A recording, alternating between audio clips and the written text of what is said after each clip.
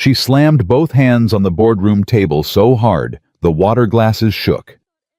"Say it again," Sophia Bennett said. "Say it to my face." Richard Hale Sr. P. 22 years with the company, the man who had just finished telling the room that perhaps the CEO's condition was affecting her judgment, went very still. The room held its breath.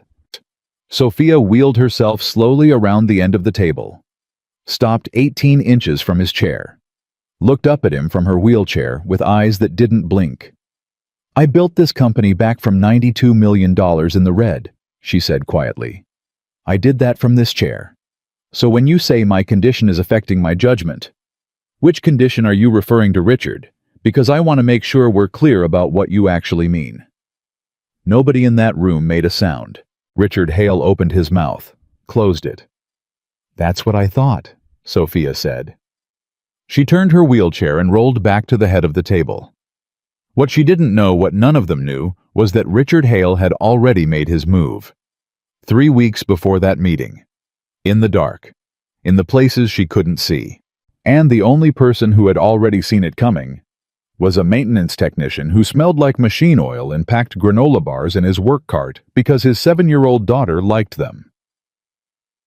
Drop your city in the comments right now. I want to see how far this story travels. If you're new here, subscribe. You will not want to miss where this goes. Ethan Walker clocked in at 6:44 every morning. Not 6:45, 6:44. 1 minute early every single day, because his father had told him once that a man who is exactly on time is already a little bit late, and that had stuck somewhere permanent. He was 38 years old, 6 feet even. Hands that were always slightly rough no matter how much he washed them. The kind of rough that comes from 12 years of real work, not a gym. He drove a 2017 Ford F-150 with a cracked dashboard and a car seat in the back that Madison had officially outgrown, but that neither of them had gotten around to removing. He was a building maintenance technician, level 2 at Bennett Technologies headquarters in Chicago. 40 stories, 14,000 square meters. HVAC systems, electrical conduits, elevator hydraulics, plumbing networks. The kind of work that meant the building ran perfectly, and his name appeared in nobody's conversation, which was exactly how he liked it. His locker had 3 things taped to the inside of the door. Madison's school schedule, a reminder about her Tuesday speech therapy appointment, and a photograph of her sitting cross-legged on the floor, missing her 2 front teeth, holding up a drawing she'd made of the 2 of them. Stick figures him with a giant toolbox, her, with a crown, grinning like she'd just been told the whole world was hers. He looked at that photograph every morning when he opened his locker. Every single morning. That was the first thing Ethan Walker did each day. The rest of it, the work orders, the fault alarms, the bad coffee from the 3rd floor vending machine that he drank anyway, that was just the space between. His supervisor, Jerry, caught him at the time clock on a Thursday morning in March. "Walker, I need you on 39. 39's executive territory." I know what 39 is. Jerry had his thermos in one hand and a tablet in the other, and the specific look of a man who had already had a problem dropped on him before he'd finished waking up. "Climate fault. It's been flagging for 3 days and facilities kicked it up to priority 1 this morning. I'd go myself, but I've got the Goldstein inspection at 9, and I can't be in 2 places. Supervisor escort policy. Use your level 2 override and document the access. I'll backdate the escort approval." Jerry was already walking away. "Fix the sensor, Walker. Don't touch anything else up there." Ethan looked at the work order on his tablet. Floor 39, Executive Suite Corridor. AHVAC sensor fault. Priority 1. Escalating. He grabbed his cart and headed for the service elevator. The 39th floor was a different atmosphere. Not just the air. Though the air was different, cooler, the kind of controlled temperature that cost real money to maintain. Everything on 39 communicated the same thing: you are now in the part of the building that matters. Frosted glass. Keycard panels on every door. carpet that swallowed the sound of his cartwheels completely. He badged through the access door, noted the time on his tablet, and pushed his cart down Corridor A. He found the sensor panel 12 feet from the junction, a standard wall-mounted climate unit with a diagnostic display that was throwing a fault code he recognized immediately. Dirty contact, loose calibration pin. Probably been vibrating loose for 2 weeks before it finally triggered the alarm. He popped the panel, pulled out his multimeter, and went to work. He was 4 minutes in when he heard her. Not a sound exactly, more like an awareness, the specific quality of silence that changes when someone is watching you. He turned around. Sophia Bennett was at the far end of the corridor, not coming toward him, not reacting with alarm, just stopped in her wheelchair, watching him the way a person watches something that requires a decision. Ethan straightened up. "Boy." "Ma'am, Ethan Walker, Building Maintenance. Priority 1 work order on the climate fault in this corridor. My supervisor's out on another call. I used my level 2 override and logged the access. I apologize for coming up during business hours. I can come back after 6 if that's what you need." He said it clean and fast. The whole thing. No stumbling. She looked at him for a long moment. She was younger than he'd expected, given the way people in this building talked about her. Early 40s, dark hair pulled back with no drama about it. Sharp eyes behind reading glasses that were slightly crooked, like she'd pushed them up quickly and hadn't thought about it since. The wheelchair was a mid-weight manual model carbon fiber frame, the kind of chair that said, "Functional first, don't talk to me about the chair." "How long?" she said. 40 minutes if it's just the sensor. 2 hours if I need a refrigerant specialist." "Which do you think it is?" "Sensor," he said. "I can see the fault code from here." She looked at the panel behind him, then back at him. "Go ahead," she said. And she wheeled past him toward her office like he was furniture. He had the panel fixed in 31 minutes. Dirty contact, exactly like he'd thought. He cleaned it, reseated. The calibration pin ran a full diagnostic cycle, documented every reading. Set a 30-day follow-up flag. It wasn't interesting work. It wasn't supposed to be. He was signing his work order when her phone rang inside the office. He wasn't trying to listen. But the door was half open and the building was quiet, and some things carry. "What do you mean the filing was moved?" Her voice was completely level. The kind of level that is the opposite of calm. The kind that means someone is holding something very heavy and choosing not to drop it. "Gregory, I have the original timestamp. Don't tell me the filing was moved. Tell me who moved it and when." A pause. "Then find out." Shorter now. "All of it, Gregory, not a summary, not your interpretation. The documents." The call ended. Silence. Ethan closed his tablet, started arranging his tools back into the cart. "You're still here." He looked up. She was in the doorway. "Finishing the work order," he said. 2 more minutes." She looked at his cart, then at him. "You didn't look up," she said. "Wasn't my business to." A pause. Something shifted slightly in her expression. Not much, just enough that he noticed. "Thank you," she said. "Yes, ma'am." He pushed his cart toward the access door.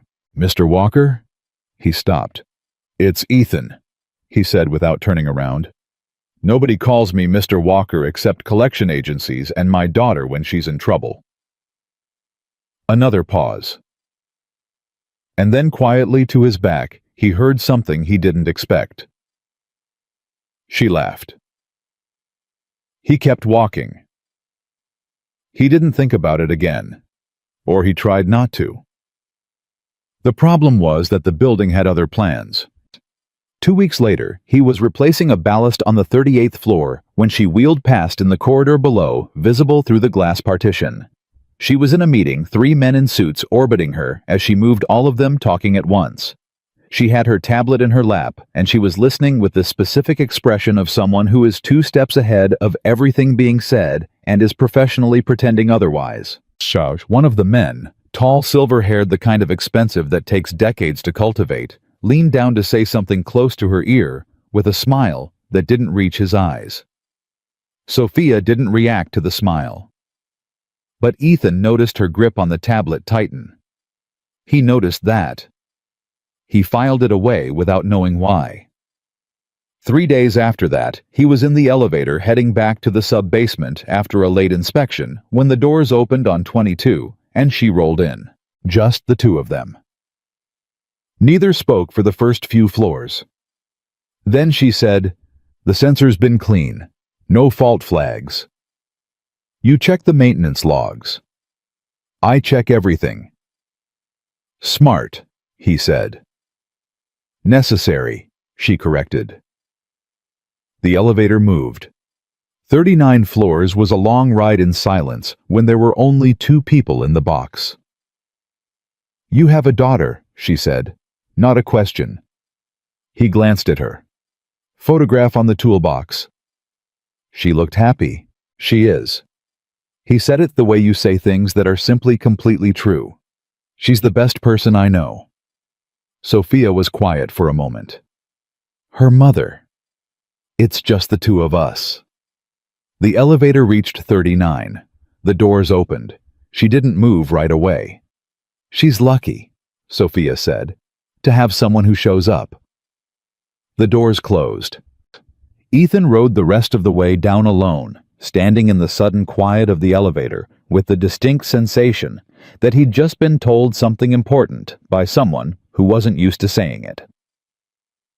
The Wednesday it got real was a night in April when the building was mostly empty, and he was running 3 hours behind because of a water pressure emergency on 32 that had turned into a full afternoon. It was past 7 when he pushed his cart past the executive lounge. The lights were on. Sophia was in there alone. No tablet, no phone, not working. Just sitting beside the window, looking at a city that was doing its evening thing 40 floors below, lights coming on traffic, thinning the lake, going dark at the edge of the skyline. He knocked on the open door. She turned, and for just 1 second, one unguarded second before her face rearranged itself, he saw something that hit him harder than he'd expected. Not sadness exactly. Isolation. The specific kind that lives in people who are surrounded by others every single hour and still somehow completely alone. "Late," he said. "They always are." "You eat today?" She blinked, like the question was in a language she hadn't heard in a while. "Working lunch," she said. 12:30. "So no." She opened her mouth. He reached into the side pocket on his cart and held out a granola bar. Peanut butter. The kind Madison treated like a medical necessity. Sophia looked at the granola bar. She looked at him. And she laughed again, that real laugh, the surprised one, the one that had no calculation in it whatsoever. She took it. "Sit down," she said, "if you have a minute." He pulled over a chair from the small table by the window, sat. She opened the granola bar, took a bite, looked out at the city. "Richard Hale," she said, "told me today that I was being emotional." "Who's Richard Hale?" "Senior VP. 22 years with this company. He was here before me." She said it flatly. "He made a significant financial decision that affects my division without informing me. When I confronted him, he said, and I'm quoting directly, that he was concerned my condition might be clouding my perspective on high-pressure decisions." Ethan was quiet for a moment. "Your condition," he repeated. "Yes." He said that in a room with other people. 5 other people. Ethan leaned forward, elbows on knees. "And what did those 5 people do?" She smiled. But it was the wrong kind of smile, the kind people use when the alternative is worse. "They looked at their hands," she said. He nodded slowly. "Okay." "Okay. He's afraid of you. Ethan said. That's what that was. The decision he made without you, the language he used to frame it, that's the behavior of a man who knows he's running out of road and is trying to grab something before he loses his grip. She looked at him steadily. You got all that from one sentence. I've worked in buildings for 12 years, he said. A lot of different buildings. Same people, different names. A man like that doesn't do things like that unless he's already planning something bigger. The room was quiet. Outside, the city moved. What kind of bigger? Sophia asked. The kind where the thing you're planning doesn't work unless the other person stops being in charge, he said. She was very still.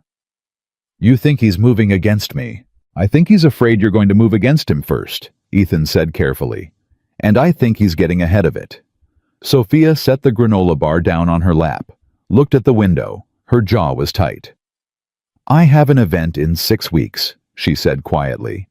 The biggest product launch this company has ever staged. Every investor, every major journalist, the board, hundreds of people. I know, Ethan said. It's been on the facilities schedule for months. We've been prepping the auditorium. If something went wrong at that event? She stopped. Don't finish that, he said. She looked at him. Sophia. First time he'd used her name without her prompting it. I'm going to ask you something and I need you to answer me straight. All right. How many people in this building do you actually trust? She didn't answer right away, which was its own answer. 2, she finally said. Maybe 2. Are either of them Richard Hale? No. Are either of them on the board? A pause that went a beat too long. No, she said. He nodded, stood up, put his chair back. Then watch the margins, he said. What do you mean? In a building when something's about to fail, really fail, not just trip an alarm, it tells you first, not loudly, quietly, in the things that should be routine but aren't. Missing records, access logs that don't add up, work orders that get rerouted around the normal approval chain. He looked at her directly. Pay attention to the margin, Sophia. That's where the real information lives. She was watching him with an expression he couldn't entirely read. You're a maintenance technician, she said slowly. Yes. Who just explained corporate conspiracy using HVAC diagnostic theory? He almost smiled. Buildings and organizations aren't that different. Both of them, when something's rotten, the system tells you. You just have to know what to look for. She was quiet for a long moment. What are you looking for? She asked. Right now, in this building. He held her gaze. I don't know yet, he said, but I've been seeing things that don't add up, and I've been adding them up anyway. He took his cart, got to the doorway. Ethan. He stopped. Why are you telling me this? She asked. You don't know me. This isn't your problem. You could just do your job and go home to your daughter. He thought about that for a second. My daughter asked me last week why I do this job, he said. I told her because buildings need people who pay attention. She asked me what happens when nobody pays attention. He paused. I told her things fall down. Sophia said nothing. Good night, he said. He went to the elevator, pushed the button for the sub-basement. And as the doors closed, he was already running back through everything he'd noticed in the past 3 weeks. The canceled work order in Corridor B, the badge log gap on the 14th, the rerouted equipment request for the auditorium systems, and putting it together the way he put everything together. Quietly, methodically, without anyone knowing he was doing it. Because that was the job. Fix what's broken. And right now, in the walls of this building, in the spaces between the official records and the approved workflows, something was very, very broken. He just hadn't found it yet. But he would. Some people protect the people they love with lawyers and security teams and money. Ethan Walker protected people the only way he knew how. By paying attention when everyone else had already looked away. Bent, and in 6 weeks on the night of the biggest event this company had ever staged, that quiet, careful attention was going to be the only thing standing between Sophia Bennett and the people who had decided she needed to disappear. Ethan found the first real evidence on a Friday morning, and he almost missed it. He'd been assigned a routine inspection of the sub-basement server room scheduled maintenance. Nothing urgent. The kind of work order that generates itself automatically every 90 days and never produces anything interesting. He was checking the cooling units along the east wall when he noticed the access log terminal beside the door was showing an entry timestamp that was wrong. Not wrong like a glitch. Wrong like someone had been careful. The log showed a maintenance access at 2:47 a.m. on the previous Tuesday. Level 3 clearance. The equipment code listed was for a standard electrical panel inspection. Except Ethan knew every Level 3 technician in the building by name, and none of them had been on shift at 2:47 a.m. on Tuesday. He knew because he'd covered that overnight window himself when Danny Reyes called in sick, and he'd been alone in the sub-basement until 6. He photographed the terminal screen with his personal phone. Not his work phone, his personal one. Then he finished the cooling unit inspection, documented it correctly, and went upstairs to get bad coffee from the third-floor machine and think. The thing about anomalies is that one doesn't mean much. Buildings are complicated, logs glitch, timestamps get corrupted during power fluctuations. Ethan had been doing this long enough to know that a single strange entry is usually nothing. But this wasn't the first one he'd seen. It was the fourth. He'd been keeping the list in the Notes app on his personal phone for 2 weeks. Not because he'd planned to, it had started almost by accident, the way his brain started pulling on loose threads when something didn't sit right. The canceled work order in Corridor B on the 39th floor, submitted, and then pulled within 4 hours, with no explanation in the system. The keycard access gap on 14, a 7-minute window, where the door log showed an entry, but no corresponding exit. The rerouted equipment request for the main auditorium, someone with executive credentials had submitted a maintenance call for the stage rigging system and routed it around the standard facilities approval chain directly to an outside contractor whose name Ethan didn't recognize. Alone, each one was nothing. Together, they were a pattern. And patterns in Ethan's experience always meant something. He sat in the third-floor break room, drank his terrible coffee, and stared at his phone screen. Outside the window, Chicago was doing its March thing, gray sky wind, that meant business, the lake somewhere beyond the buildings looking cold and indifferent. He thought about what Sophia had said. I have an event in 6 weeks. The biggest product launch this company has ever staged. He thought about the rerouted work order for the auditorium rigging. He thought about Richard Hale's smile, the one that didn't reach his eyes. He finished his coffee, stood up, went back to work. But that evening, after he picked up Madison from Donna's and made her eat actual food before she got her screen time after he put her to bed and sat in the quiet of his apartment with the lights low, he opened his Notes app and added a 5th entry. Sub-basement server room, access log, 2:47 a.m. Tuesday, Level 3 credential, no technician on shift, equipment code EP standard, verify against actual panel inspection records. He stared at it for a long time. Then he added one more line. Auditorium contractor, get the name. Getting the name took him 3 days and a fair amount of creativity. He couldn't access procurement records directly that was above his clearance level. But facilities management ran on a shared platform that had a document trail, and if you knew where to look and had the patience to cross-reference work order histories against the building's maintenance asset register, you could find things that weren't exactly hidden, just buried. The contractor's name was Hargrove Technical Services. Ethan had never heard of them. He searched them on his personal phone during his lunch break. Their website was Clean and Professional Industrial Systems Maintenance, specializing in large venue audio-visual and rigging infrastructure. Chicago-based. Established 2019. A list of corporate clients that sounded legitimate enough. Except when he searched for any actual public record of their work, reviews, references, industry registrations, insurance filings, he found almost nothing. A company that had supposedly been operating for 6 years in a major commercial market with that level of claimed expertise should have left more of a footprint. The website was 3 pages deep.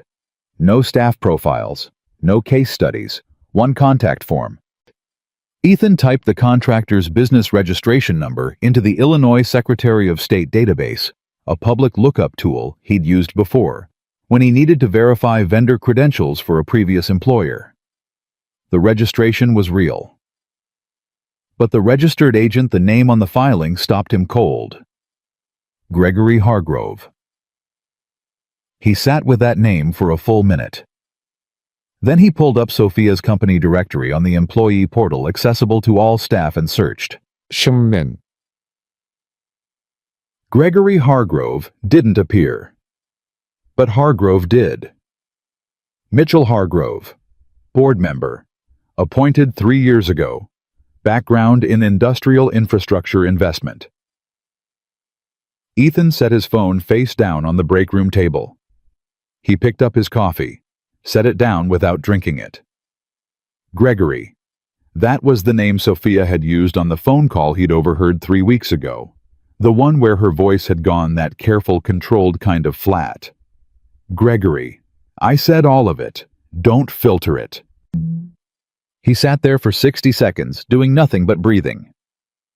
Then he picked his phone back up and added to his notes. Hargrove Technical Services, registered agent Gregory Hargrove, board member Mitchell Hargrove, same family contractor brought in for auditorium rigging through executive-level bypass. Sophia mentioned Gregory on a call, context missing, documentation, financial filing moved without authorization. Connect the dots. Then he underlined the last 3 words in his head, even though he didn't write them. Connect the dots. He didn't go to Sophia right away. Jache. He thought about it. He picked up his phone twice that first evening and set it back down both times. He wasn't sure what stopped him exactly. Not fear, not exactly. More like the understanding that walking up to the CEO of a $4 billion company and saying, I think someone on your board is running a shadow contractor operation inside your own building without ironclad evidence, was the kind of move that ends careers. His career, his income, Madison's after-school program, the apartment. He thought about all of that. And then he thought about Sophia's face in the executive lounge that unguarded second before she composed herself. The isolation in it. He thought about her saying, I don't know how to trust people with the matter-of-fact weight of someone reporting a clinical finding about themselves. Day. He thought about 6 weeks. And an auditorium full of investors and journalists, and a woman in a wheelchair on a stage with rigging that had been serviced by a contractor nobody could verify. He went back to work the next morning and started being methodical about it. His access to the auditorium was legitimate. The launch event had been on the facility's maintenance schedule for months, and his team had standing work orders to prepare the space. Over the next week, he found reasons to be in that room every day, testing the lighting grid power draws, checking the floor anchor points for the staging equipment, running cable management inspections along the rigging infrastructure. He was thorough. He documented everything. And on the 3rd day, he found what he hadn't wanted to find. Mo. The primary load-bearing suspension cable for the central stage lighting rig, a rig that would be positioned directly above the presentation area, the spot where Sophia would be on stage during the main event, had been accessed recently. The access panel was resealed, but not by someone who'd done it the same way it had been sealed before. The tamper-evident indicator on the panel housing was slightly misaligned. The kind of thing you'd only notice if you'd opened and resealed similar panels 1,000 times. Ethan put on his gloves and opened the panel. The cable itself looked fine at a glance. But Ethan didn't work from a glance. He worked from his hands and his eyes, and 12 years of knowing what something was supposed to feel like. He ran his fingers along the splice joint at the lower anchor, and then he stopped. The joint had been treated. A compound had been applied. He could feel the faint residue of it even through his gloves, a slightly tacky texture that had no business being on a suspension cable joint. Without a lab analysis, he couldn't tell exactly what it was. But he knew what compounds did to cable joints under sustained load stress. They accelerated microfracture propagation. Slowly, invisibly. The cable wouldn't fail immediately. It would fail under load, under the weight of a full lighting rig over several hours of a high-traffic event with the specific vibration pattern generated by a crowded auditorium. It would fail at approximately the point in the evening when the main presentation was happening. Ethan stood there for a long moment with his hand on the cable. He took photographs, every angle. The panel, the splice joint, the residue. He photographed the panel housing and the misaligned tamper indicator. He documented the equipment serial numbers, the Hargrove Technical Services work order number he'd found in the system, the date of their access. Then he resealed the panel exactly as he'd found it. Sure. He walked out of the auditorium, took the service elevator to the 39th floor, badged through the access door, and went directly to Sophia's office. Her assistant, a young woman named Claire, who had the specific energy of someone managing 17 things, simultaneously, looked up from her desk with professional alarm. "Sir, you can't just—" "I need 2 minutes with Ms. Bennett," Ethan said. "Tell her it's Ethan Walker from maintenance. Tell her it's about the auditorium." Claire's phone was already in her hand. She studied him for a half-second, the work clothes, the gloves he was still carrying, the look on his face, and then dialed. 30 seconds later, she said, "Go ahead." Sophia was on a call when he came in. She held up one finger. "Give me a moment," and finished it in under a minute, which he suspected was not how she normally handled calls. "Close the door," she said. He closed it. "Sit down. I'd rather stand." He set his phone on her desk photograph open. "Look at this." She looked. Then she picked up the phone and looked more carefully. "What am I seeing?" "That's the suspension cable splice joint on your central stage rig, main auditorium, the one directly above your presentation position." He swiped to the next photograph. "That compound on the joint, I can't give you a lab analysis from here, but I've worked with rigging infrastructure for a long time, and that substance is not part of any standard maintenance protocol. Under sustained load stress, it accelerates structural failure at the splice point." She was very still. "How long before it fails?" "Under event-level load conditions, full rig 6+ hours, auditorium at capacity. I'd estimate somewhere between 4 and 8 hours. He met her eyes. "Your event runs 6 hours. The silence in the room was absolute. "Who accessed that rig?" Her voice was exactly as controlled as it had been on the phone call he'd overheard weeks ago. The same careful flatness. "A contractor, Hargrove Technical Services." He swiped to the documentation photograph. The work order was routed around the standard facilities approval chain using executive-level credentials. "I've been tracking anomalies in the building access logs for 2 weeks. This contractor's name connects to a board member." Sophia set the phone down on her desk. She looked at it for a long moment. She looked. Then she looked at him. And her expression was something he hadn't seen from her before. Not the composure, not the controlled professionalism, not even the unguarded exhaustion he'd seen in the executive lounge. This was something stripped further down than any of that. "Mitchell Hargrove," she said. It wasn't a question. "His brother, Gregory, appears to be the registered agent for the company," Ethan said. Something moved through her eyes, fast and dark and then gone. "Gregory," she said quietly. "My head of legal compliance. The man who has been managing the documentation on our board filings for 3 years." Ethan said nothing. "He's been losing documents," she said more to herself than to him. "Filings that were submitted and then couldn't be located. I thought it was administrative failure. I was told it was a system migration issue." "It wasn't," Ethan said. "No." Her voice was flat now. Flat the way a landscape is flat after something has been leveled. No, it wasn't. She put both hands on her desk. Ethan watched her think.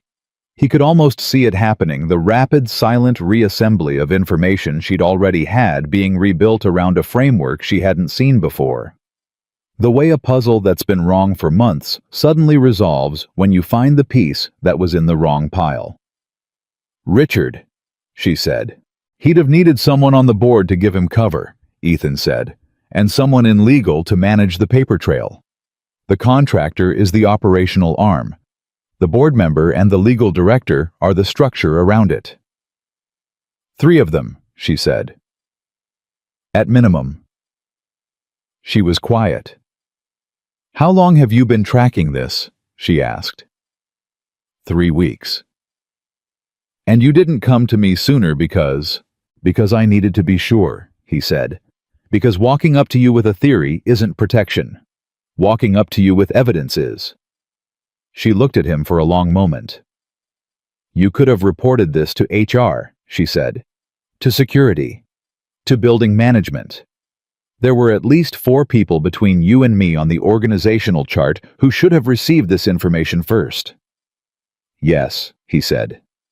But you came to me. HR reports to the chief operating officer, he said.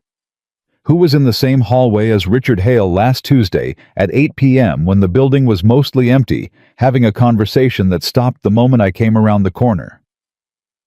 Sophia closed her eyes for exactly 2 seconds. Martinez, she said. I don't know his role in it. I just know what I saw. She opened her eyes, looked at him directly. Who else have you told? Nobody. Nobody. Not my supervisor. Not my colleagues. Nobody. He held her gaze. It's your company, Sophia. It's your call what happens with this. She was quiet for a long time. Long enough that he started to wonder if he'd misjudged something, if she was going to tell him to go back to his floor and let the professionals handle it, if the distance between a maintenance technician and a CEO was too great to bridge with evidence and a granola bar and late-night conversations about trust. Chatty. Then she said, I need to make 2 phone calls. People I trust completely not in this building.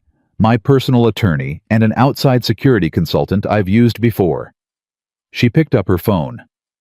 I'm going to need you to send me every photograph, every access log anomaly, everything you've documented.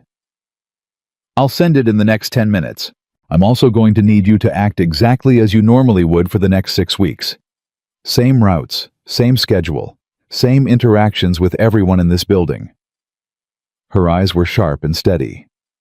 Nobody can know that you know. If they're watching and they are watching, any change in your behavior tells them something. Understood. Ethan. She said his name with a weight to it. What you've done, the time you've spent on this, the risk you're taking by being in this office right now. You understand that if this goes wrong, if they find out you're on to them before we can move. I know, he said. You have a daughter. I know that too. Then why? She stopped. Started again. I'm not your problem. This company isn't your responsibility. You could walk out of this building tonight and none of this would be your fault. He picked up his gloves from her desk, turned them over in his hands once. My daughter asked me last month what I do at work, he said. I told her I fix things that are broken so people don't get hurt. She asked me what happens if you find something broken and you don't fix it. He looked up. I told her that's when people get hurt. Sophia didn't say anything. She's 7, he said, and she already knows the answer. He put his gloves in his back pocket. Send me a number I can reach you on directly, not the main line. She wrote it on a notepad and held it out. He took it, looked at it, committed it to memory the same way he committed building schematics permanently without drama. 6 weeks, he said. 6 weeks. She agreed. He nodded once and went to the door. Ethan. He stopped. Her voice had shifted slightly, something underneath the control, something that cost her something to say. I don't know what I would have done if you hadn't been paying attention. He thought about that. You'd have figured it out, he said. "You're the kind of person who figures things out." "Maybe," she said, "but not in time." He left her office, walked past Claire's desk, took the service elevator back to the basement level, and stood in the mechanical hum of it alone, eyes forward, breathing steady. His phone was in his hand. He opened the Notes app and looked at the list he'd been building for 3 weeks. Then he opened his messages and typed a text to Donna. "Any chance Maddie can stay late tomorrow if I need it? Work thing." Donna's reply came in 40 seconds. "Always. She's here whenever you need. Everything okay?" He looked at the question for a moment. "Yeah," he typed back. "Just something I need to finish." He put his phone in his pocket and walked back to work.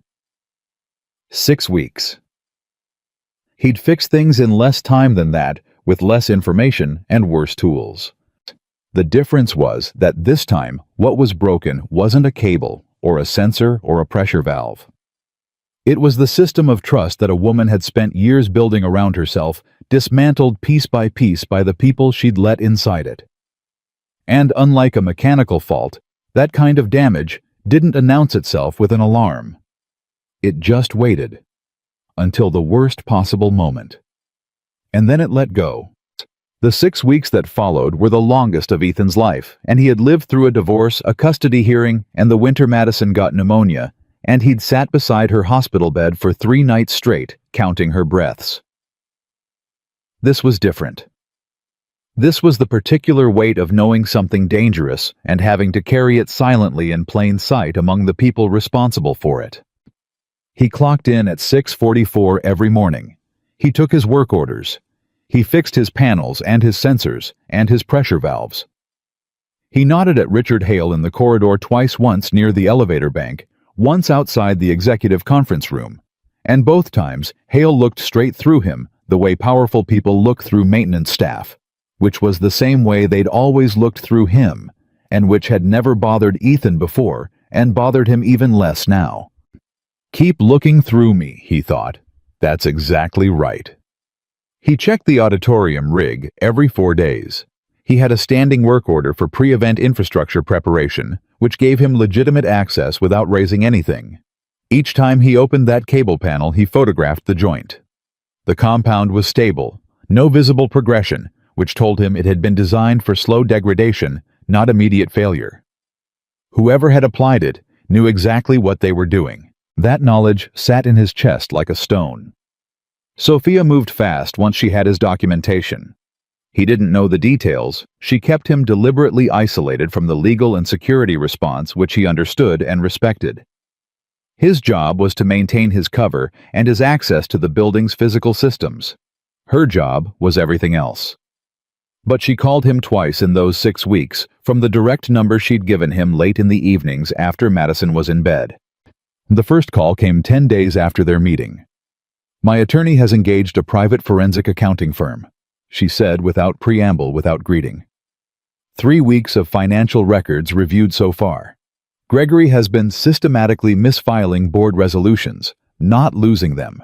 Misfiling them, creating a paper trail that appears to show I authorized decisions I never saw. So if they move against you, the documentation already exists to make it look like your own choices justify removing you. Exactly. A pause. Mitchell Hargrove has been coordinating with 2 other board members. I now believe it's 4 total, including him. They have enough votes to call an emergency board session if they can demonstrate executive mismanagement. And the misfiled documents are the proof of the mismanagement that you supposedly committed. Which I didn't. Which you didn't, he agreed. What about the auditorium? A silence that went a half second too long. My security consultant is handling that, she said. He agrees with your assessment of the cable compound. He's had a sample analyzed. You were right about what it does. He's also identified a second point of tampering in the auditorium's electrical panel, the emergency lighting circuit. Ethan was quiet. So if the rig fails, he said slowly, the emergency lights go out at the same time. Yes. In a room with 400 people. Yes. He stood in his kitchen in the dark for a moment. Madison asleep down the hall, the apartment breathing around him. "Sophia," he said, "these people aren't trying to embarrass you. They're not trying to discredit you. You understand what this is." "I know what it is." "Then we need to talk about what happens on event night, because documentation and legal strategy are one thing, but someone physically set those failure points in your building, and someone is going to be in that room when they're triggered." "I know," she said. Her voice hadn't changed, hadn't wavered. But he heard something underneath it. Not fear exactly, but the specific sobriety of someone who has looked at a thing clearly and not looked away. "That's why I'm calling you. What do you need?" "I need to know what you would do," she said. "From a building system standpoint. If you were trying to stop this, not legally, not diplomatically, physically, stop it in the building on the night, what would you do?" He sat down at his kitchen table. "Tell me every system access point in the auditorium that Hargrove Technical touched," he said. "Everything your consultant identified, and then I'll tell you." She talked for 20 minutes. He listened without interrupting, and by the end of it, he had a map in his head, not drawn, not written down, just held there, the way he held building schematics in the precise spatial memory that 12 years of working inside structures had built into him. "Okay," he said. "Okay, what?" "Give me 4 days. I want to run a full independent assessment of every system in that auditorium, every power circuit, every load-bearing point, every access panel. Not Hargrove's work, not your security consultants, mine. I want my own baseline." "You'll need a work order." "I'll handle the work order. Standard pre-event infrastructure audit. It's normal at this stage of event prep. Nobody will question it. And then I'll know exactly what they built," he said, "and I'll know exactly how to take it apart before it matters." The second call came 19 days before the event. He almost didn't answer. It was after 11. Madison had had a rough night, a nightmare she couldn't explain which always tore him up worse than the ones she could describe, and he'd been sitting on the edge of his bed in the dark, just decompressing, when the phone buzzed. He answered on the second ring. Sophia's voice was different this time, not the controlled precision of the first call, something thinner underneath it. "Richard held a pre-board meeting this afternoon," she said. "Unofficial, not logged, not scheduled. My assistant found out through a scheduling conflict that someone tried to cover up." "Who was there?" "Richard, Mitchell Hargrove, 2 other board members I've been watching, and Gregory." "All 5 in one room?" "Yes. That's not a pre-meeting," Ethan said. "That's the final coordination. They're moving on the timeline." "I know." A pause. "There's something else." Another pause longer. The kind that means someone is deciding whether to say a hard thing. "One of my security team intercepted a communication between Gregory and an unknown contact. The language is oblique careful, but the interpretation is that the physical elements of the event plan are confirmed and in place." Ethan was very still. "They're not just planning to remove you from leadership," he said. "No. They're planning to use the event to create a crisis serious enough that the board emergency session becomes inevitable in the aftermath. And in the chaos of an incident at a public event involving 400 people." She stopped. "Nobody looks too hard at the cable," he said. "Or the electrical panel. Or the work order that bypassed approval. Or anything," she said. "It just becomes a tragedy, an infrastructure failure, a terrible accident at a high-profile corporate event." Her voice went very quiet. "And I'm in a wheelchair on stage directly under that rig." Ethan put his hand flat on his knee and pressed down. A grounding thing. A reflex. "Listen to me," he said. "None of that is going to happen." "You can't promise." "I'm not promising," he said. "I'm telling you what's true. I have been inside every system in that auditorium. I know every cable, every circuit, every load point. I know what they did, and I know exactly where it is." He paused. "And I know how to handle it the night of." Silence. Ethan. Her voice was careful now. Careful the way it got when she was managing something that mattered. I need you to understand that what I'm about to ask you, it's not fair. It's not your job. You have Madison. You have a life outside this building. And what I'm asking carries real risk. Ask me. I need you in that auditorium on event night. Not as a background tech.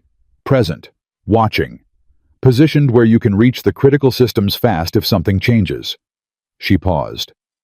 My security consultant will have people there external team plainclothes. But they don't know this building the way you do. They don't know the systems. If something triggers that they haven't anticipated, you're the only person who will know what to do fast enough to matter. He didn't answer right away. He thought about Madison. He always thought about Madison first. That was just the order of things. Then he thought about 400 people in a room. About emergency lights that were rigged to fail. About a woman in a wheelchair on a stage under a cable that was designed to hold just long enough. What time does the event start? He said. Doors open at 6. Sophia's keynote is scheduled for 8. I'll be in the building by 4. A long pause. Thank you, she said. And this time, like the first time she'd said it, it wasn't only about the thing on the surface. Get some sleep, he said. You too. Neither of them mentioned that sleep wasn't likely. He told Donna he might need her for an overnight work emergency. I'll explain later, and Donna said of course. She'd said yes before he finished the sentence, because Donna was that kind of person, and Ethan had been quietly grateful for her for 3 years. He told Madison he might have to work late on a Friday in a few weeks, and Madison said, "Can I stay at Donna's and watch movies?" And he said yes, and she immediately stopped caring about the rest of the conversation, which was its own kind of relief. He didn't tell anyone else anything. He went back to work, and he waited, and he watched. The thing about carrying a secret in a building is that the building doesn't care. It keeps running. The HVAC cycles, the elevators move, the lights adjust to the time of day automatically. People come and go through the lobby with their coffees and their laptops and their conversations, and none of it knows or cares what's living in the walls. Ethan started noticing things about the people involved that he hadn't paid attention to before, because before they'd been background, the way he was background. Now he watched them, the way he watched building systems, for patterns, for anomalies. For the moment, something that should be routine stops being routine. Richard Hale walked the same route through the building every morning. Lobby to elevator to 39, occasionally a detour to 36, where the COO's office was. He moved with the specific confidence of a man who had decided the outcome of something, and was now just waiting for time to catch up with his decision. Mitchell Hargrove came in for board meetings on alternating Tuesdays and otherwise appeared on 39 by video call. But in the 2 weeks after the unofficial pre-board meeting, he started appearing in person more frequently. Nothing dramatic, just more present than usual. Gregory Hargrove, head of legal compliance, brother of a board member, registered agent for a shell contractor, was the one that surprised Ethan. Because Gregory didn't look like someone running a conspiracy. He looked like a man who was losing sleep. He moved through the building with the particular tension of someone who is committed to something and is now living in the gap between the decision and the consequence, and the gap is longer and lonelier than he'd expected. Ethan watched him at the coffee station on 37 one morning.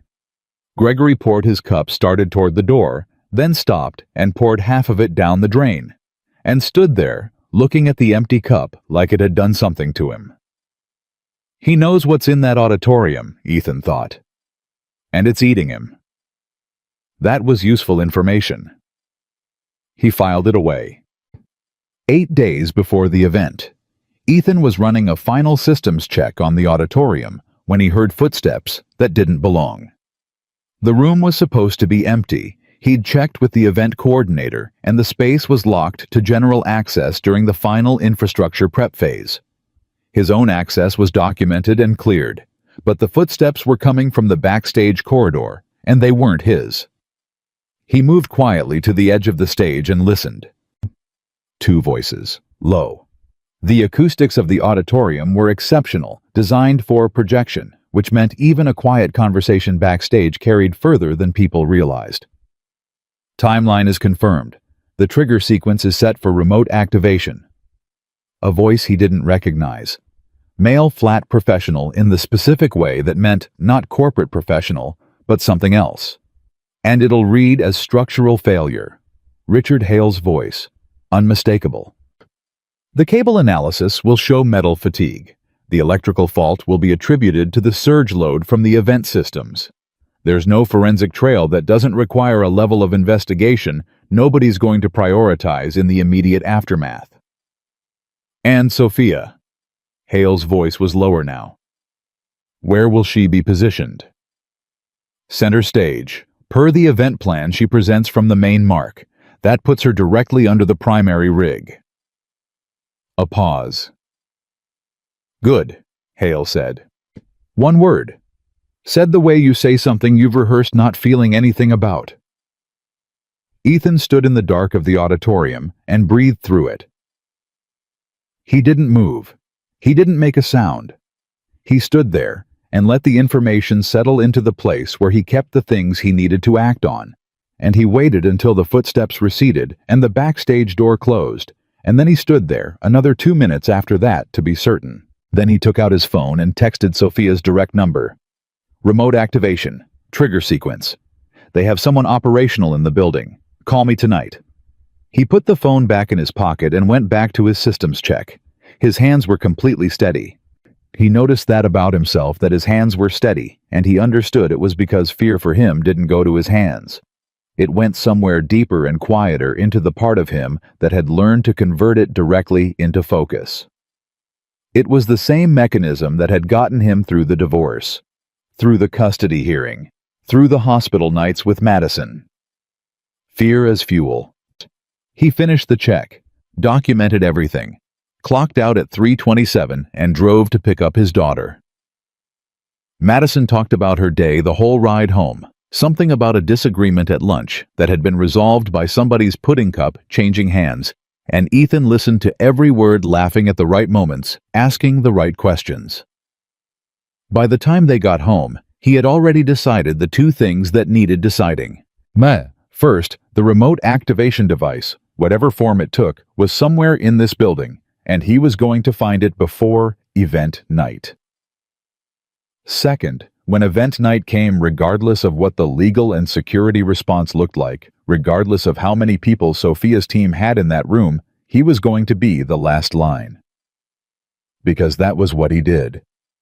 He fixed things before they broke. And if he couldn't fix it before it broke, he put himself between the break and the person it was aimed at. He found the device on the following Tuesday.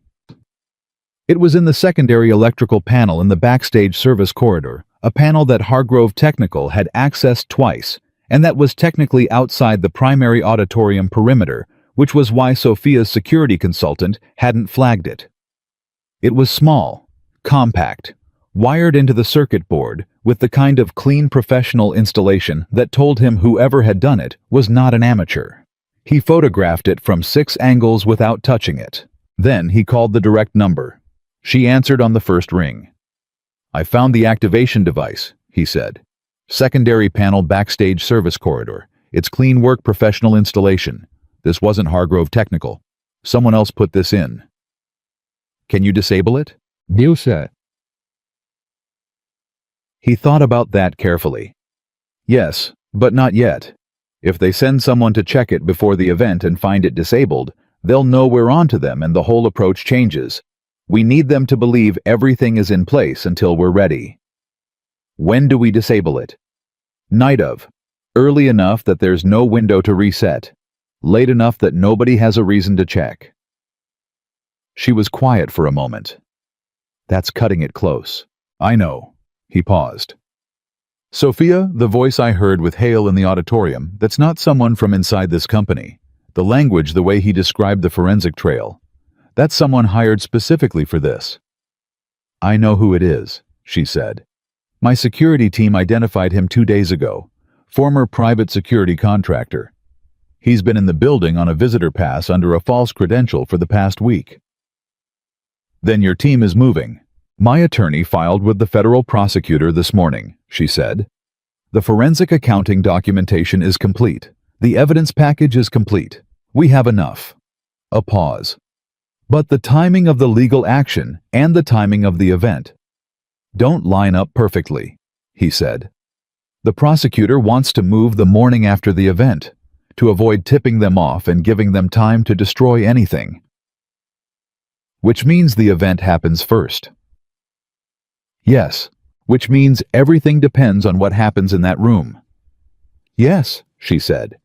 And for the first time in all of their conversations, he heard something in her voice that was past the control. Not panic. Something older and quieter than panic.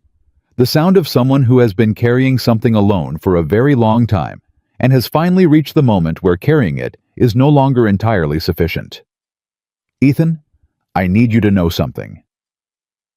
I'm listening. I have been running this company alone for a long time. I have been in that wheelchair my whole adult life, and I have fought every single day to make sure it didn't define what I was capable of. And I am not afraid of Richard Hale or Mitchell Hargrove or any of them. Her voice was steady.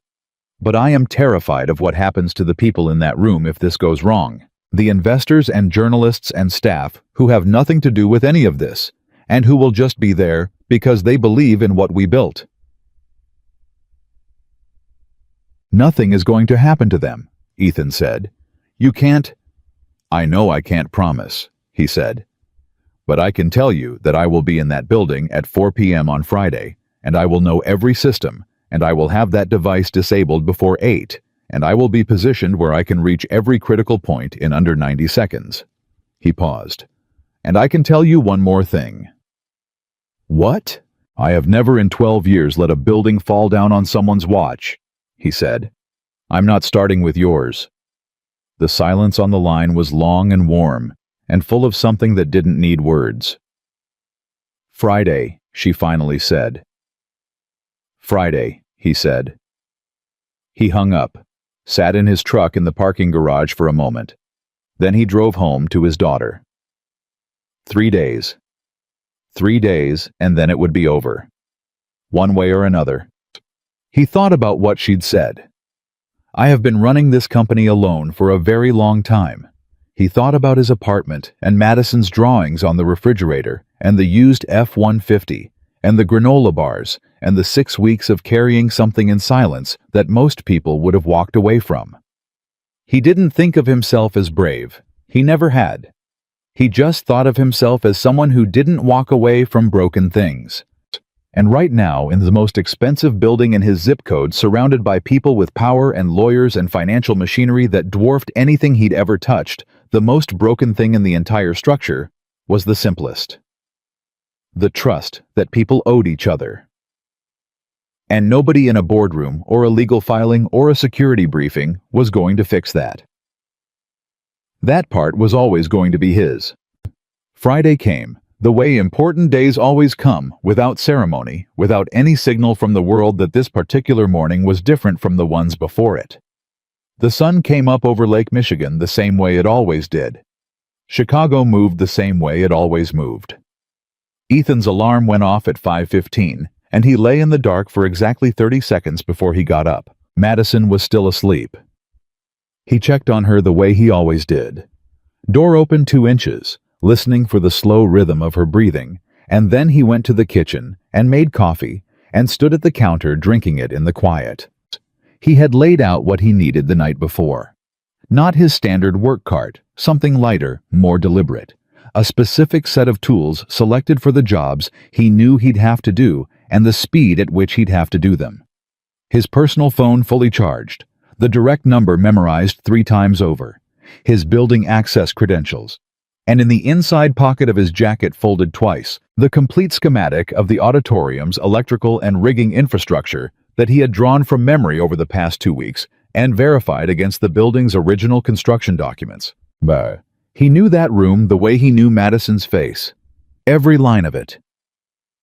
He finished his coffee, rinsed the cup, went to Madison's room and sat on the edge of her bed for a minute.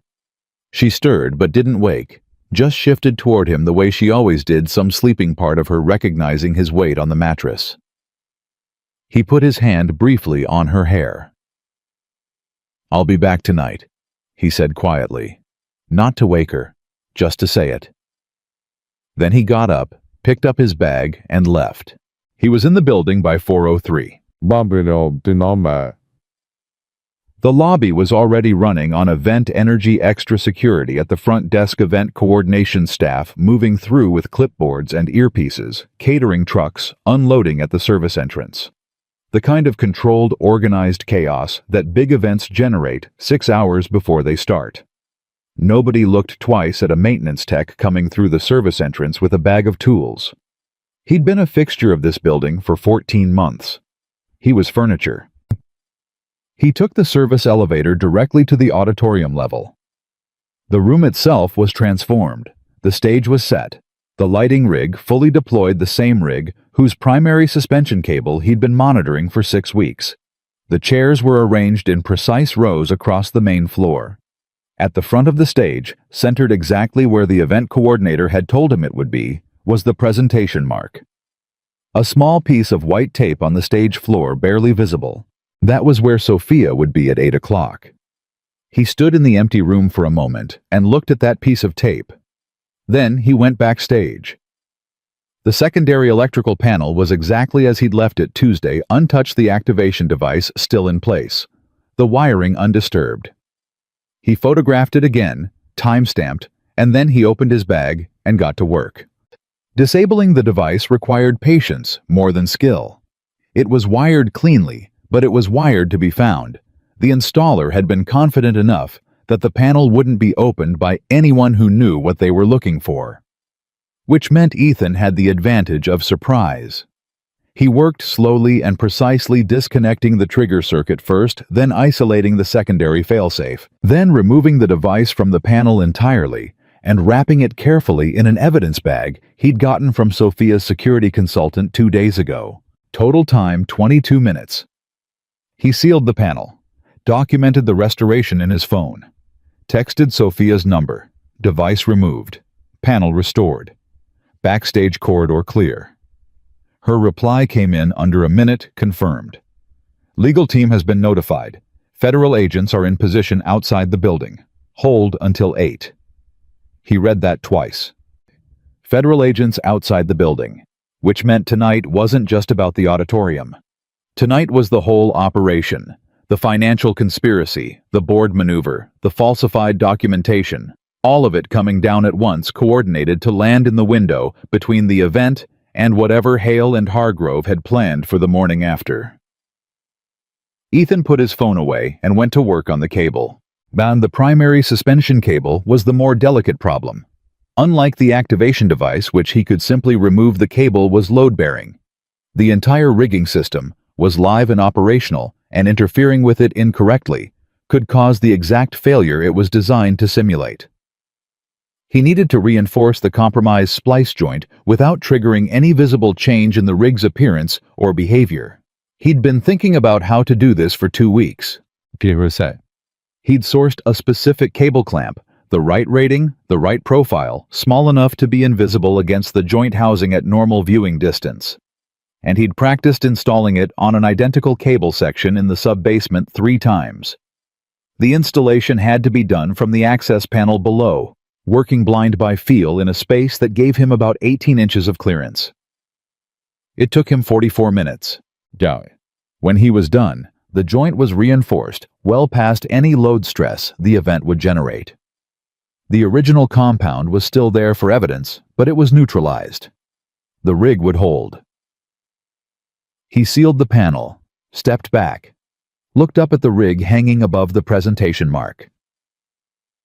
"Not tonight," he said quietly to no one. He went to find a position.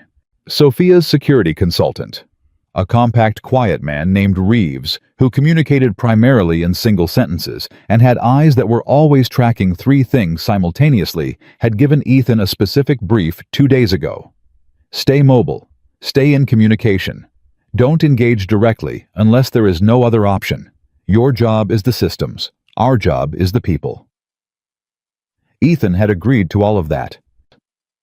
He'd also decided privately that the distinction between systems and people was going to be situational. By 5:30, the building was filling. Event staff catering. AV technicians running final checks. Security working the lobby entrance as guests began to arrive early.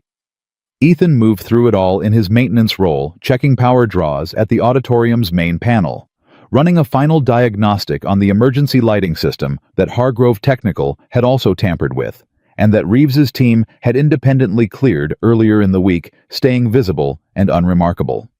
He saw Richard Hale arrive at 6:15.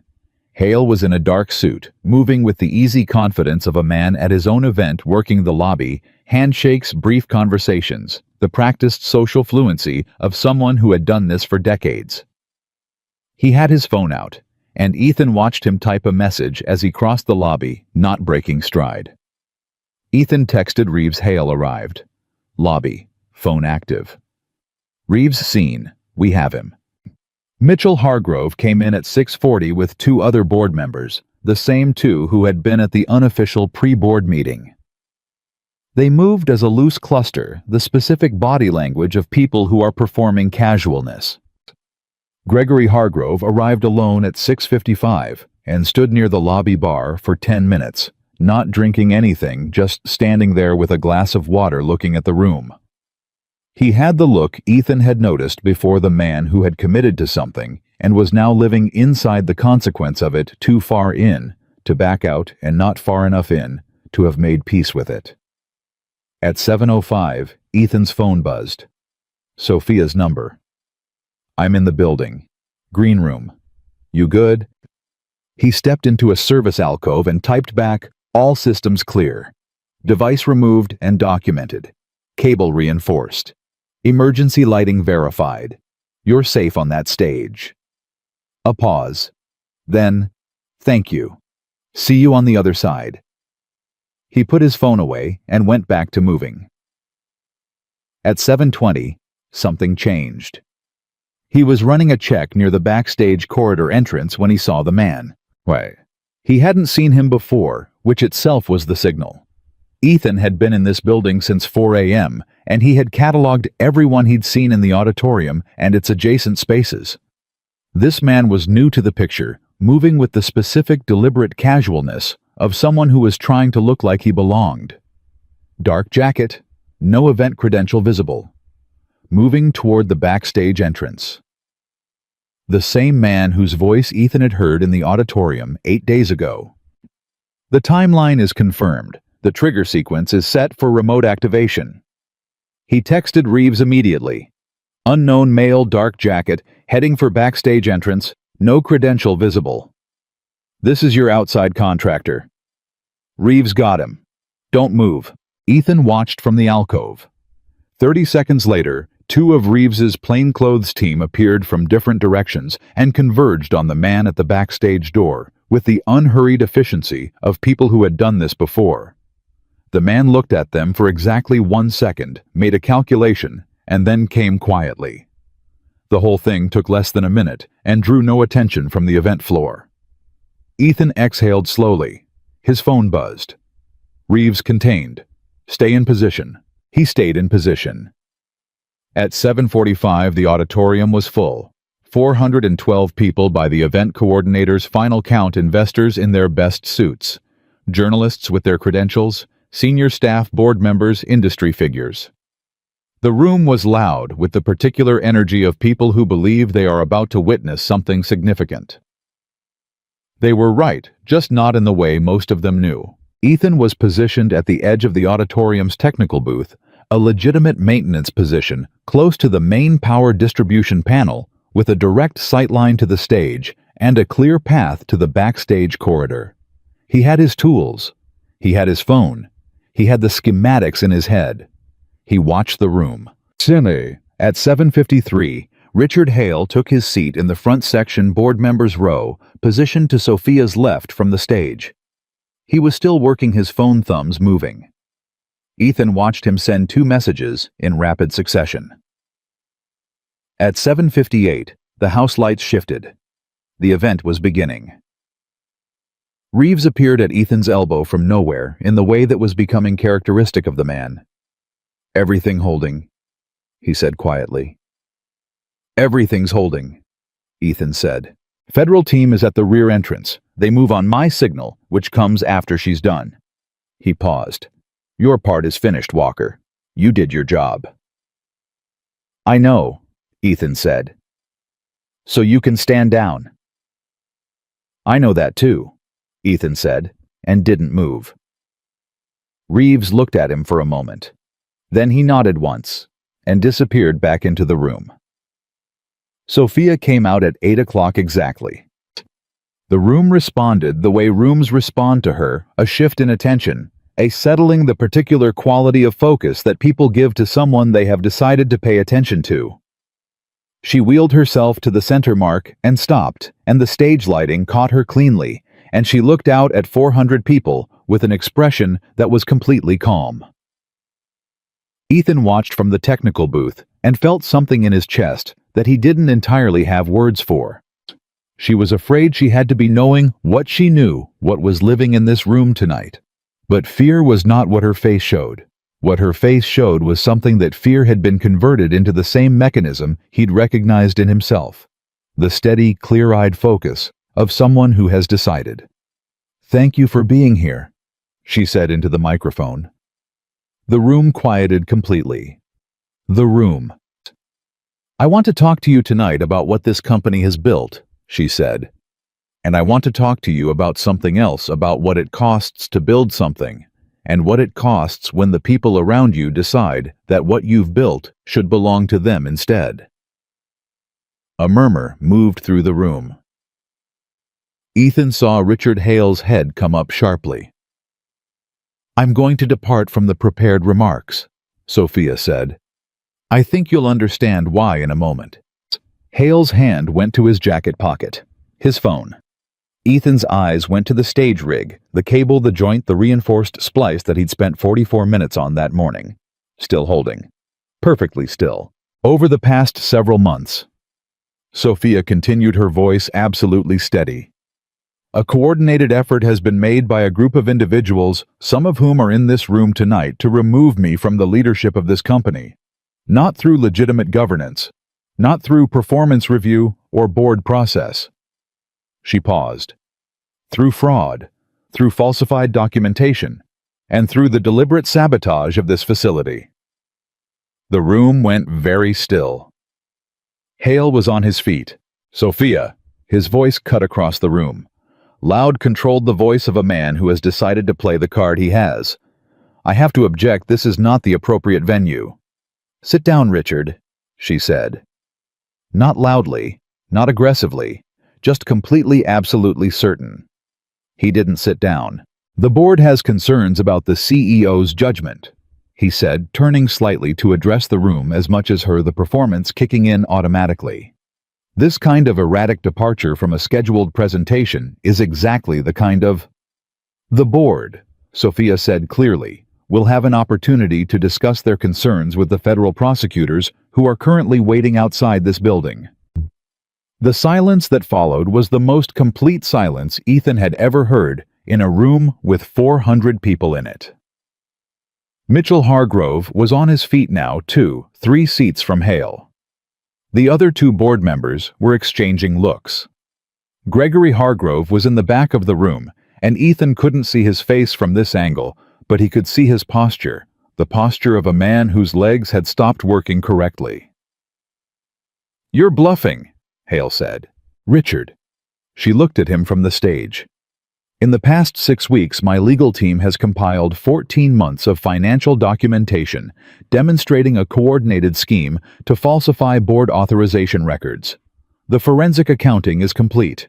The federal filing was submitted this morning." She paused. "The contractor you hired to sabotage the rigging infrastructure of this auditorium, this stage, this room tonight, was taken into custody 40 minutes ago." Another pause. "And the remote activation device that was installed in the backstage electrical panel was removed from this building at 4:57 this morning." Hale's face went through 3 different things in rapid succession. "You want to know how we found it?" Sophia said. A maintenance technician. A man who fixes broken things for a living, and who decided that what was happening in this building was broken enough to pay attention to. She didn't look toward the technical booth. She didn't need to. He did more to protect this company and the people in this room than everyone with an executive title combined. Hale took one step toward the stage. And that was when Reeves's team moved. 4 people from different points in the room converging with the same quiet efficiency as the backstage interception, and Hale stopped when he saw them because there was nothing else to do. Hargrove stopped. The other 2 board members sat back down with the specific stillness of people calculating their options and finding none. The room erupted. Not panic, more like the sound of 400 people simultaneously trying to understand what they had just witnessed. Journalists were already on their phones. Investors were talking to each other in rapid, urgent undertones. Event staff were looking at each other and looking at the stage. Sophia let it run for exactly 10 seconds. Then she said into the microphone with the same complete calm, "Ladies and gentlemen, this event is going to continue as planned. The people responsible for what I've described will be handled by the appropriate authorities. What I'd like to do now, with your permission, is tell you about what this company has actually built, because that's why you came here, and it's worth your time." The room settled. Slowly, then faster. Because she was asking it to, and she had just done something in front of 400 witnesses that made the idea of arguing with her seem genuinely inadvisable. Ethan leaned against the wall of the technical booth and let out a breath he'd been holding since 7:45. His phone buzzed. Reeves' federal team moving. All 4 in custody within the next 10 minutes. Clean. He looked at the stage. Sophia was talking again back into the presentation, the actual prepared remarks the product launch that this evening was supposed to be about. Her voice was completely steady. Her hands were quiet. The rig above her held perfectly solidly, carrying its load without complaint. The cable he'd reinforced at dawn didn't move.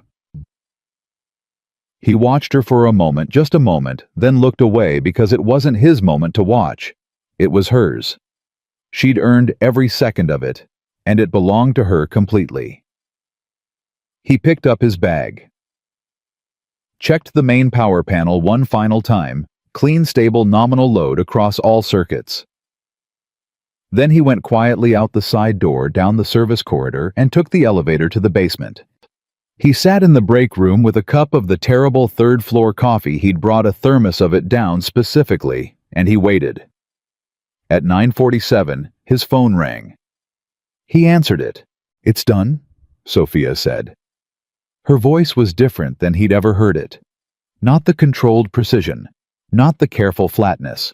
Something looser, something that had set a weight down and was still figuring out what to do with the hands that had been holding it.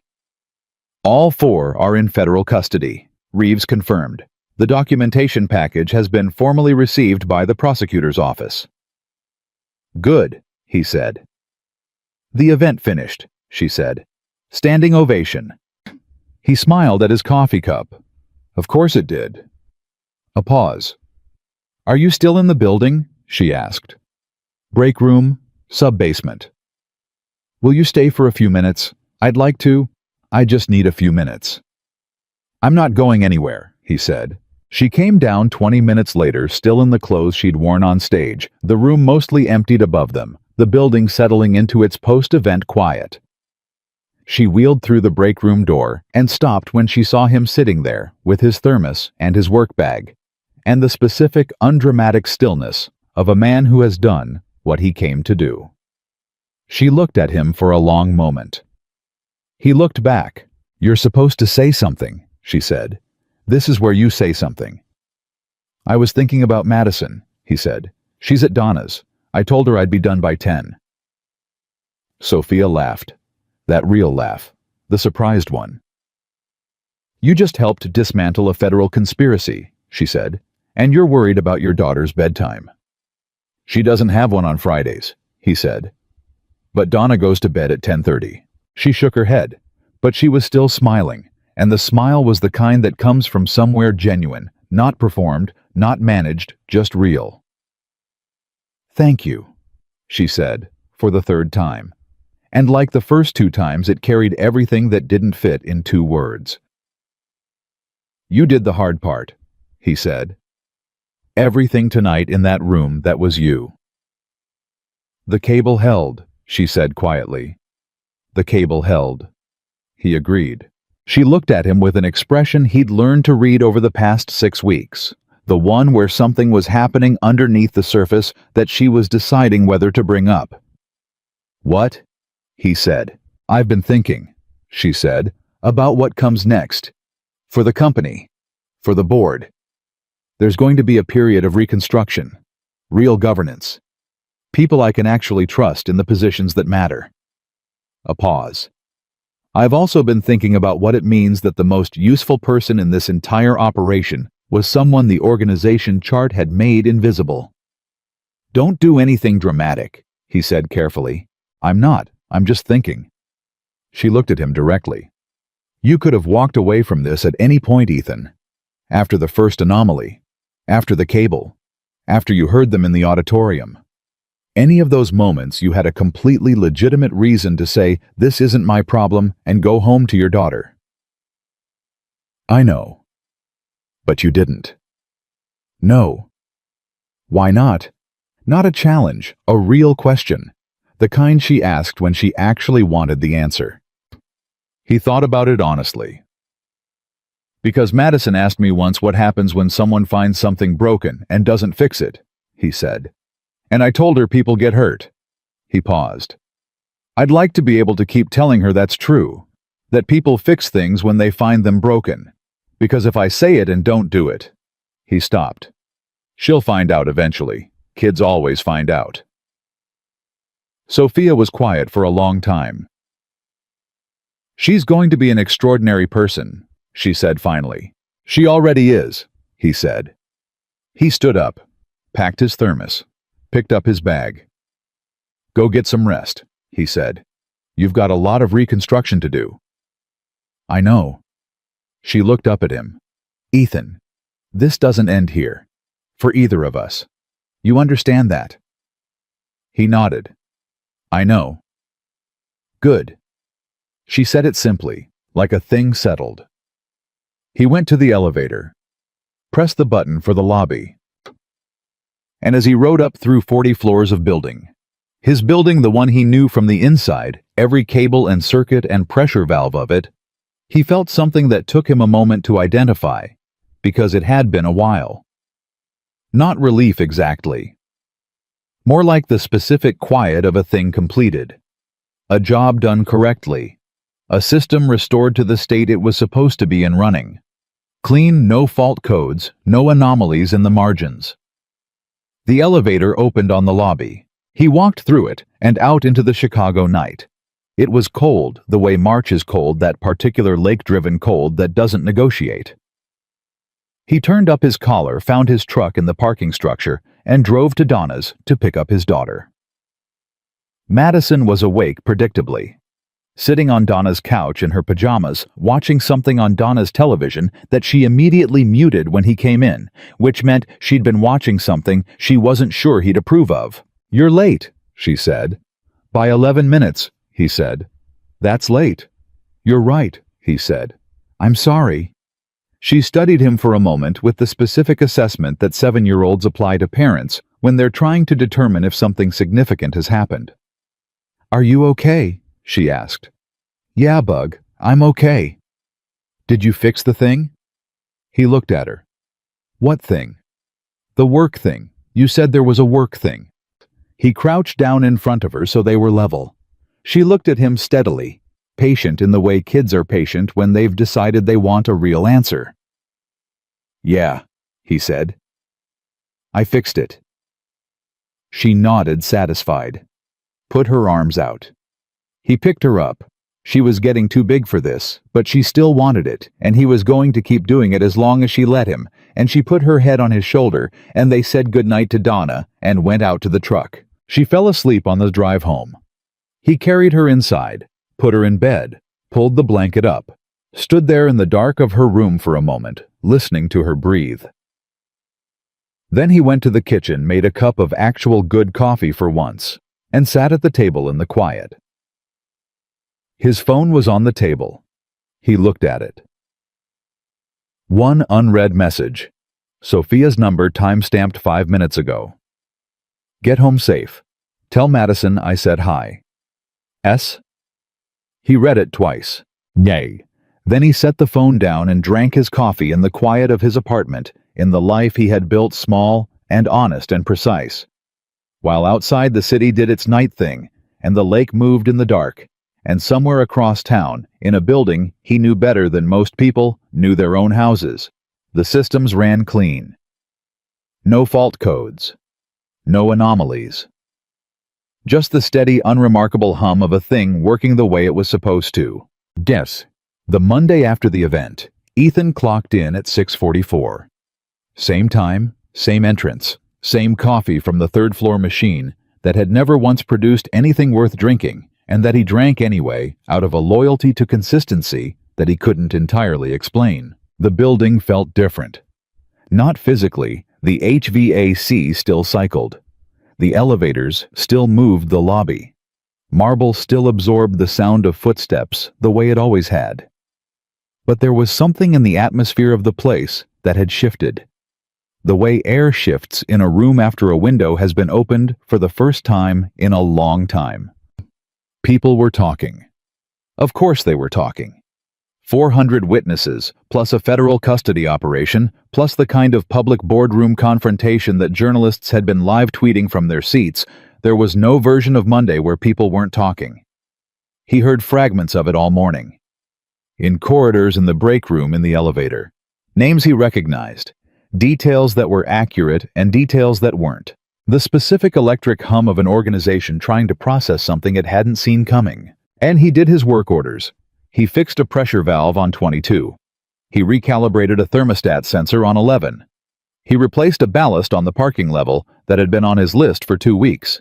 He documented everything correctly and moved on to the next thing. Jerry found him at noon in the sub-basement. Walker. Jerry had his thermos and his specific expression, the one that meant he was working up to saying something he wasn't sure how to say. You want to tell me what happened Friday? Building's maintenance records are all clean, Jerry. Everything I did that day was documented. That's not what I mean, and you know it. Ethan looked at him. I heard your name, Jerry said. From people above my pay grade, way above. He paused. You want to tell me what you were actually doing in that auditorium at 4 a.m.? My job, Ethan said. Jerry looked at him for a long moment. Then he nodded slowly in the way of a man who has decided that some answers are complete, even when they're short. Okay, Jerry said. Just next time something like this is happening in my building, Walker, you tell me. If there's a next time, Ethan said, I will. Jerry pointed at him. I mean it. I know you do, Jerry. Jerry left. Ethan finished the ballast replacement and went back upstairs. The legal proceedings moved faster than Ethan had expected, though Sophia had told him the federal prosecutor had been building the case in parallel with their own evidence collection, and had been waiting for exactly the documentation package her team delivered. Richard Hale was formally charged with wire fraud conspiracy and criminal sabotage of a commercial facility. The last charge carried the most weight. The activation device, the cable compound, the falsified contractor credentials created a prosecutorial picture that was, as Sophia's attorney described it to the press, unusually complete. Mitchell Hargrove and his brother Gregory were charged jointly with financial fraud and conspiracy. The 2 additional board members cooperated with the prosecutor almost immediately, which reduced their exposure and accelerated the timeline considerably. The outside contractor, the man Ethan had watched walking toward the backstage door at 7:20 on Friday night, had a prior record under a different name that the federal investigators found within 48 hours. He took a plea arrangement that required full cooperation, which meant that by the end of the second week, the prosecution had testimony from inside the operation itself. Ethan followed most of this from news alerts on his phone and from a single conversation with Sophia's attorney, a direct and efficient woman named Patricia, who called him on a Wednesday morning to inform him that he would likely be asked to provide a formal statement about the building access anomalies and the physical evidence he'd documented. "Am I going to need a lawyer?" he asked. "You're a witness," Patricia said. "Not a subject. But if it makes you more comfortable, yes, get one. It's never a bad idea." My, He didn't get one. He gave his statement to the federal investigators on a Thursday afternoon in a conference room on the 41st floor that had been commandeered for the purpose. 2 agents, a recorder, and 3 hours of careful specific questions about access logs and timestamps and equipment serial numbers, and exactly what he'd observed and documented and when. He answered every question directly and completely. He had his notes, his photographs, his documented work orders. He had the schematic he'd drawn from memory. He had the habit of 12 years of thorough documentation because thorough documentation was what separated a good technician from a liability. Sorry. When it was over, one of the agents, younger with the look of someone who was still calibrating the gap between what they'd studied and what the job actually was, said, "Mr. Walker, how long have you been in building maintenance?" 12 years, Ethan said. "And you've always worked like this, tracking anomalies, cross-referencing logs?" "If something doesn't add up, I make it add up," Ethan said.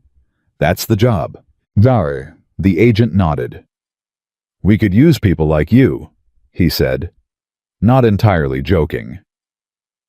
Ethan picked up his bag. "I like my job," he said. Sophia called him on a Sunday evening 3 weeks after the event. He was in the kitchen helping Madison with a school project, something about ecosystems that had expanded in the way of school projects into a much larger construction involving cardboard and paint, and an argument about whether a cardboard beaver counted as wildlife, and he almost didn't answer. He answered. "Am I interrupting?" she asked. "Beaver dispute," he said. "Give me a second." He stepped into the hallway. "Okay, what's up?" "The board held its first legitimate session yesterday," she said. "With the 4 replaced members and 2 new appointees I have actual confidence in." A pause. "It went well."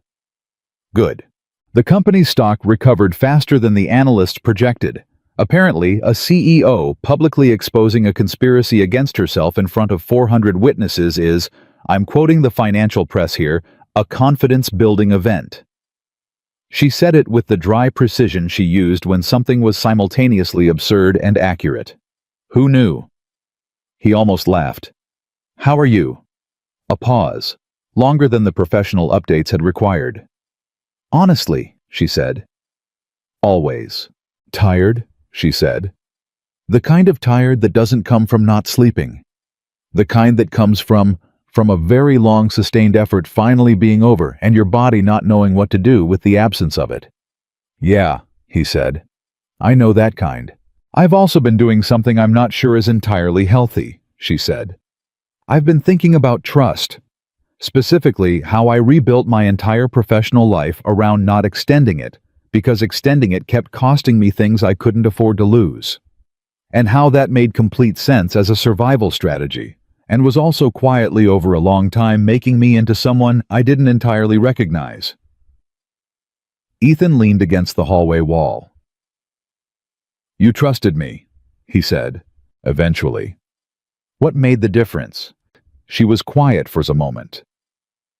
"You didn't want anything," she said simply.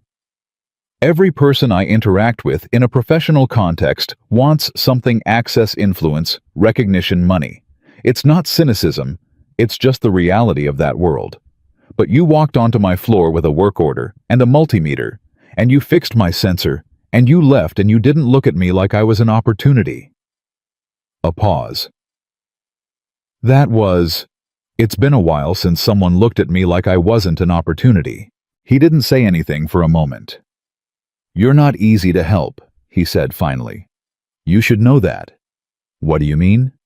"I mean you argue with offers of assistance. You carry more than you should alone because asking feels like admitting something. You have a granola bar in your hand for 60 seconds before you accept the fact that you needed one. He paused. It's not a criticism. It's an observation. She was quiet. You're right, she said. I know. That's an irritating response. I'm a maintenance technician, he said. We're not trained for diplomacy. The real laugh. The surprised one. He'd come to understand that laugh as a specific thing. It only happened when she was caught completely off guard, when something got through the management before she could manage it. He'd learned to value it the way he valued well-calibrated instruments for its accuracy. Madison's beaver project, she said. How's that going? The beaver is now a philosophical problem, he said. She wants to know if a cardboard animal still counts as part of the ecosystem if it performs the same functions as a real one. I don't have a good answer. Tell her yes, Sophia said. Function defines membership. What something does matters more than what it's made of. He thought about that. She's going to have follow-up questions, he said. I'd be disappointed if she didn't. He smiled at the hallway wall. I'll tell her. Ethan. The tone shifted. The specific shift he'd learned meant something was coming that had been thought about more carefully than the surrounding conversation. I want to see Madison. If that's something you'd consider. Not formally, not an event, just a Saturday afternoon somewhere, with both of you. He was quiet for a moment. She's been asking about you, he said. A pause. She has, since the Friday night. She knew something big happened. I gave her a kid-appropriate version, and she's been asking questions at dinner every few days. He paused. Last week she asked me if the lady I help at work was nice. What did you tell her? I told her she was one of the most competent people I'd ever met, and that she was working on the nice part. Sophia laughed again. That's accurate. She said she wanted to meet you, he said. I told her maybe. Maybe has a pretty good track record with us, Sophia said. It does, he agreed. The Saturday happened on a clear morning in late April, when Chicago had finally remembered that it knew how to be warm. They met at a park near the lakefront, Ethan's suggestion, because Madison had a relationship with that park's specific climbing structure that bordered on devotional. He'd spent the drive over managing Madison's questions, which were numerous and specific, and included the query of whether Sophia's wheelchair could go on the gravel path by the lake, which he said he didn't know, and whether it would be rude to ask, which he said no. It wouldn't be rude to ask if you asked the right way, and what was the right way, and they were still workshopping the right way when he pulled into the parking lot. Sophia was already there. She'd gotten there first, which he realized later was deliberate. She'd wanted to be settled in position, not arriving while they watched, which told him something about how much this mattered to her in a way she hadn't said directly. She was near the bench by the main path, and when they walked up, she was watching Madison with an expression that was entirely unguarded, which was unusual for her, and which he recognized as its own kind of trust. Madison stopped 3 feet away and assessed her with the complete, unfiltered directness of a 7-year-old. You're Sophia, she said. I am, Sophia said. You're Madison. Dad talks about you. Madison, Ethan started. He says you're very smart, and that you work hard, and that you're figuring some things out, Madison said with the specific confidence of someone reporting documented facts. Sophia looked up at Ethan briefly. One eyebrow. That's a fair summary, she said. Do you want to see the climbing structure? Madison asked. There's a really good part at the top where you can see the lake. You probably can't come up, but you can see it from down here if you go to the right spot. Show me, Sophia said.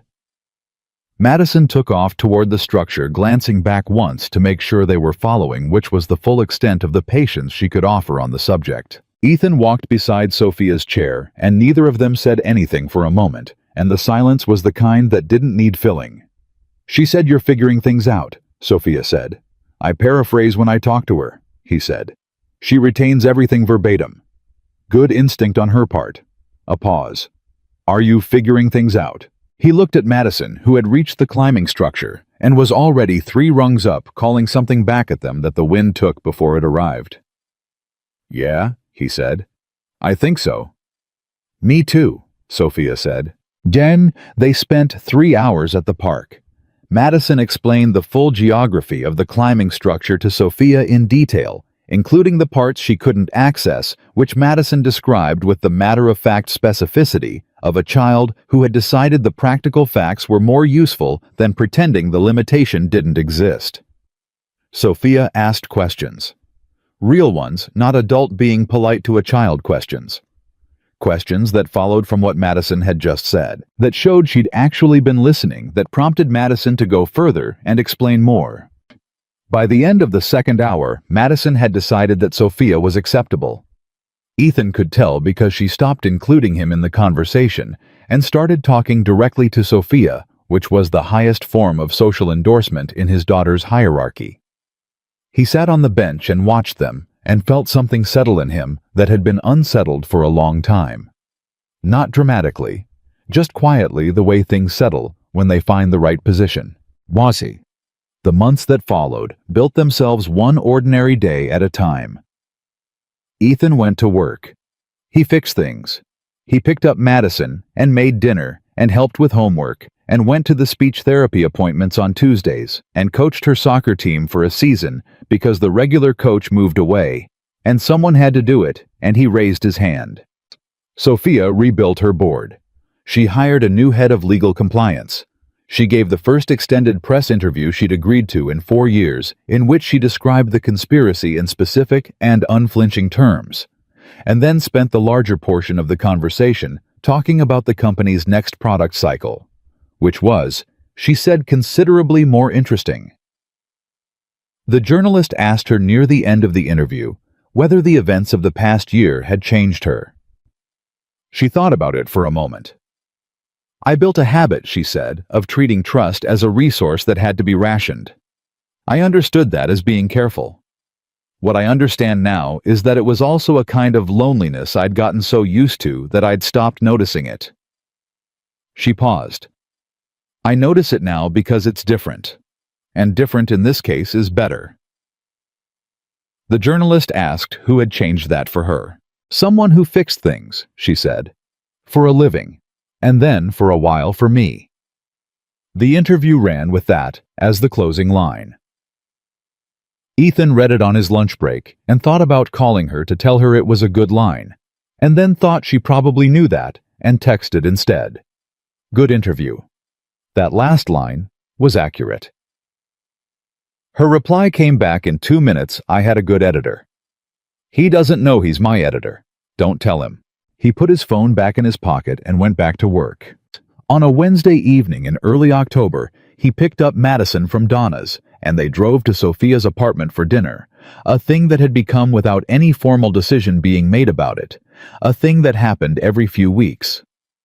Sophia cooked badly and made no apologies for it, which Madison found hilarious, and which Ethan had quietly compensated for by bringing contributions he described as side dishes, but which were in practice the structural foundation of the meal. Madison had a homework assignment due the next day, a short essay about someone she admired and why. She'd been working on it at the kitchen table while Ethan and Sophia talked, and she'd been unusually quiet about it, which he'd noticed in the distracted way you notice your child being quiet, mentally flagged, not yet investigated. After dinner, while Sophia was making coffee that was considerably better than anything she produced in the kitchen, Madison pushed her notebook across the table toward Ethan. "Can you read it?" she said. He picked it up. She'd written about Sophia. Not in the way a child writes about someone impressive to seem sophisticated. In the specific, concrete way that Madison processed things that mattered to her through the actions she'd observed, the things that had been said in front of her, the conclusions she'd drawn from evidence, which she'd written. She had a hard thing happen to her, and she didn't pretend it wasn't hard. She stayed in her job when people told her she shouldn't. She asked for help when she needed it, even though she didn't like to. I think the reason she's good at her job is because she pays attention to what's real instead of what she wishes was real. I want to be like that.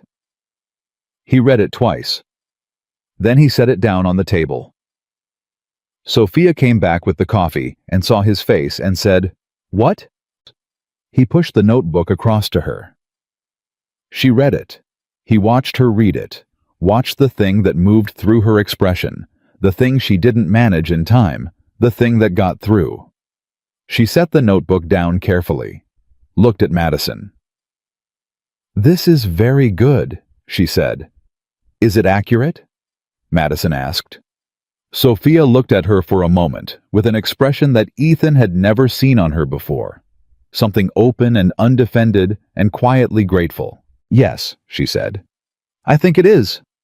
"Good," Madison said, practical and satisfied. "Then it's done." She took the notebook back, closed it, and went to find something to do in the living room, leaving them at the kitchen table with the coffee and the specific quality of silence that follows something important.